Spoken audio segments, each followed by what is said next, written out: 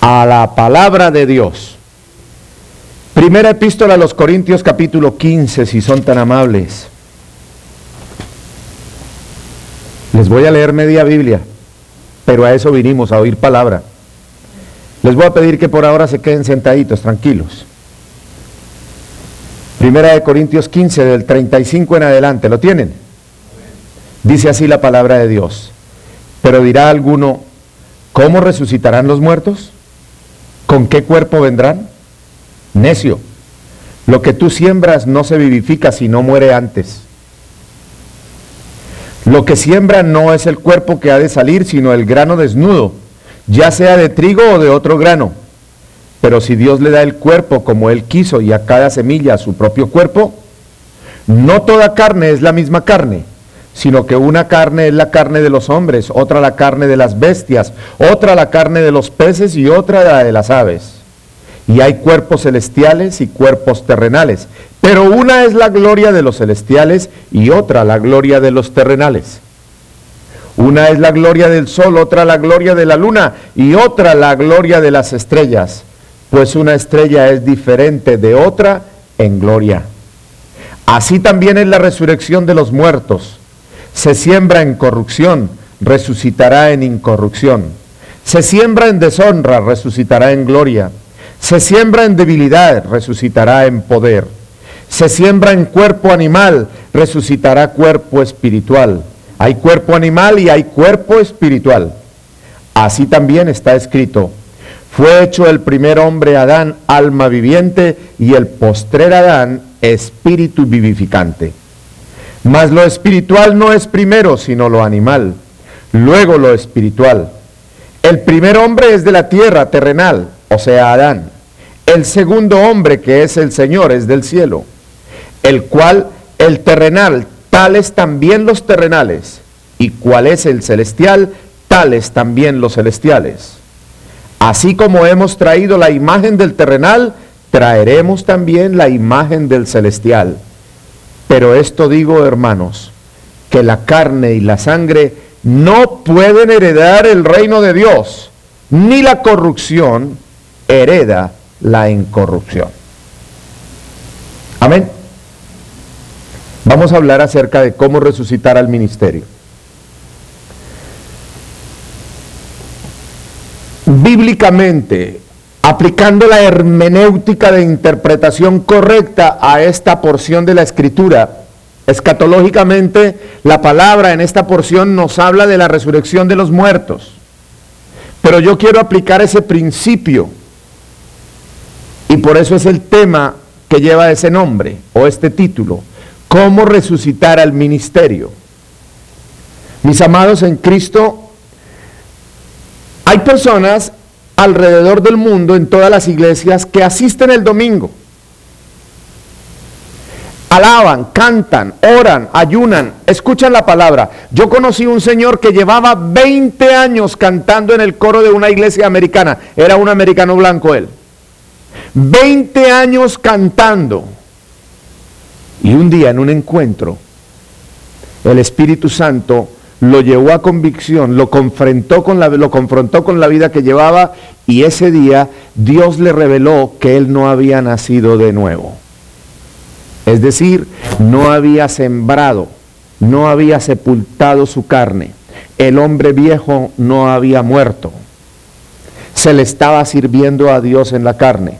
Era un hombre muerto para el ministerio, porque su espíritu no tenía la vida de Dios, la vida del Espíritu Santo, no tenía la unción. No había sido engendrado por Dios, no había sido sellado con el Espíritu Santo. Hay gente que se compromete con Dios en la carne. Hay gente que se compromete con Dios porque le gusta, como en el caso de él, le gustaba la música, el canto, y cantaba. Y cantaba bien, o canta, si todavía existe. Eso es muy común en las iglesias. Es muy común ver ese tipo de actitudes. Hay gente que se mueve por el alma, no por el espíritu. Y entonces, actuando, viviendo, moviéndonos en el alma, actuamos, vivimos, nos comportamos en actitudes carnales. llena de atadura, llena de envidia, llena de orgullo, llena de autosuficiencia, de prepotencia. Y eso nos impide servirle al Señor, adorarle, alabarle, como dice Él, en espíritu y en verdad. Amén. Entonces, esas personas se congregan, le sirven a Dios, pero están muertos al ministerio. Necesitan resucitar al ministerio, mis amados en Cristo. Como están muertos espiritualmente, la vida de un muerto, ¿qué produce? ¿Produce vida? No. Como está muerto para el ministerio, entonces por eso no dan fruto. Padecen de esterilidad espiritual. Por eso las iglesias se estancan. Por eso las iglesias no crecen. Ni de manera individual crecemos en la gracia, ni como cuerpo crecemos ganando almas para dar fruto para el reino de Dios. No hay vida. Están muertos al ministerio y por eso no se multiplican. Por eso no nos multiplicamos. Por eso no crecemos. No transmitimos vida. Transmitimos muerte. Dios hoy nos quiere hablar a esta iglesia Rocafuerte por medio de esta palabra para que despertemos, iglesia, para que tomemos conciencia de cuál es la respuesta suya a la palabra que Dios le da por medio de Él y por medio de este vaso de barro que le plació escogerlo para predicar su palabra. ¿Cuál es la respuesta suya a los mensajes que aquí recibe? ¿Qué aplicación le da a usted a la palabra en cada estudio bíblico de la semana? ¿Qué aplicación le da usted a su vida, a la gracia y el amor de Jesucristo? Esas preguntas debemos de hacerlas. Tenemos que examinarnos a nosotros mismos antes de tratar de convertirnos en jueces ajenos para condenar a otros. Yo les pido que me regalen su atención en esta hora. Que se concentren para que no solamente escuchen, no solamente oigan, sino que escuchen este mensaje.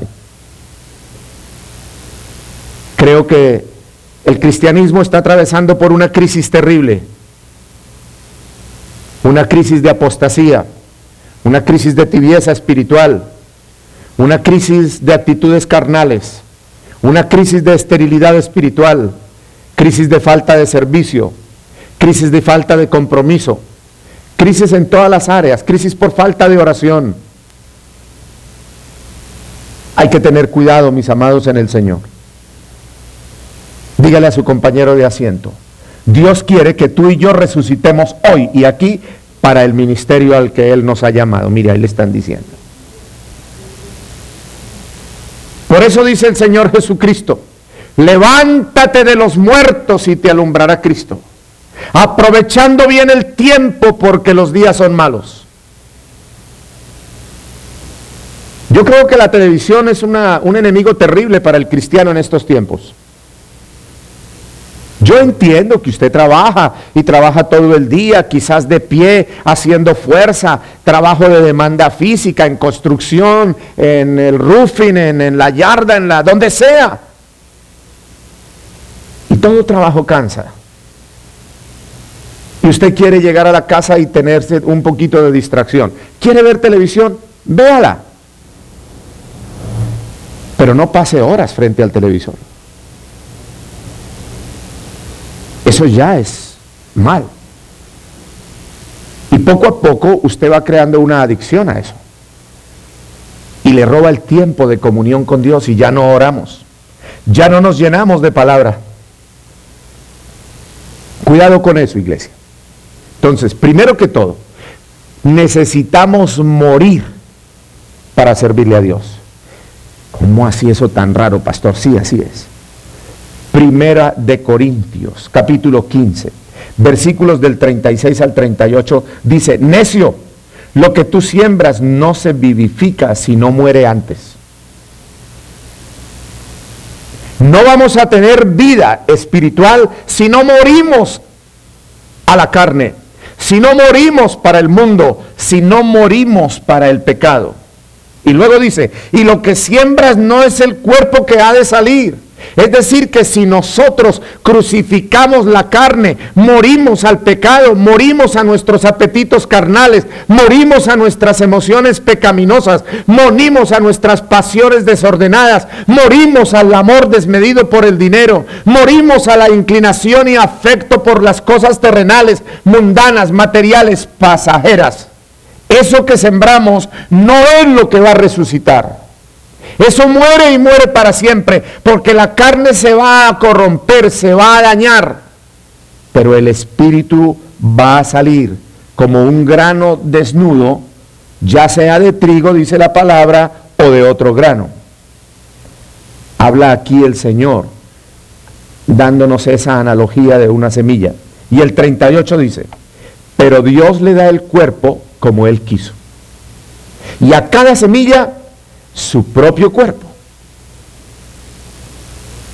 Nos habla claramente el Señor, mis amados en Cristo, que necesitamos que esta naturaleza carnal, mundana, llena de ataduras y, como hablábamos en la mañana, hasta llenas de maldiciones generacionales, ya no haga más estorbo para que podamos servirle al Señor. ¿Lo estamos recibiendo? Nosotros escuchamos la palabra, pero yo creo que la naturaleza es un buen ejemplo que Dios nos da. La persona que siembra semilla, que siembra tomates, que siembra cualquier cosa que quiera cosechar. Él siembra la semilla y tiene que esperar por lo menos un año para que esa semilla allá debajo de la tierra muera, deje de ser semilla, se convierta en árbol y dé fruto. Cómprese el mensaje de los árboles y las personas. Por el fruto se conocen. Mis amados en Cristo, eso es lo que Dios quiere, que así como la semilla muere, nosotros en la carne tenemos que morir para el mundo. Nosotros en la carne tenemos que morir para nosotros mismos. Gálatas 2:20 dice, con Cristo he sido juntamente crucificado y ya no vivo yo. Morí para la carne. Morí para mí. Ya dejo de pensar en Luis Parra. Ahora tengo que vivir pensando y proyectándome en vivir para Cristo Jesús, para gloria de Él y bendición de mi vida. ¿Lo estamos recibiendo? Gloria a Dios. Entonces, el Señor dice, si usted no cree esto, si alguien lo pone en duda, Dios le dice, ¡necio! Dios habla fuerte, ¿no? No sean necios. Lo que usted va a sembrar, lo que va a morir su cuerpo, no es lo que se va a vivificar. Su espíritu va a salir como un grano desnudo, pero Dios le va a dar el cuerpo que quiere al espíritu de cada uno de nosotros. Es decir, Dios es el que nos transforma, Dios es el que nos da la apariencia o la condición que Él quiere. Así como la semilla de trigo necesita ser enterrada para que muera, para que cambie su naturaleza y después brotar para dar fruto en un grano desnudo, lo mismo quiere Dios que ocurra con nosotros. Ahora, abra su Biblia en el Evangelio de Juan capítulo 12. Versículo 24.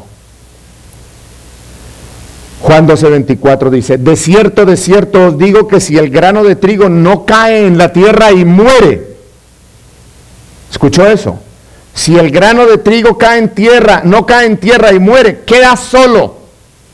Pero si muere, lleva mucho fruto. Hay que morir para servirle a Dios. Hay que morir a la carne, a lo material, a lo mundano, al humanismo, para poder llevar mucho fruto.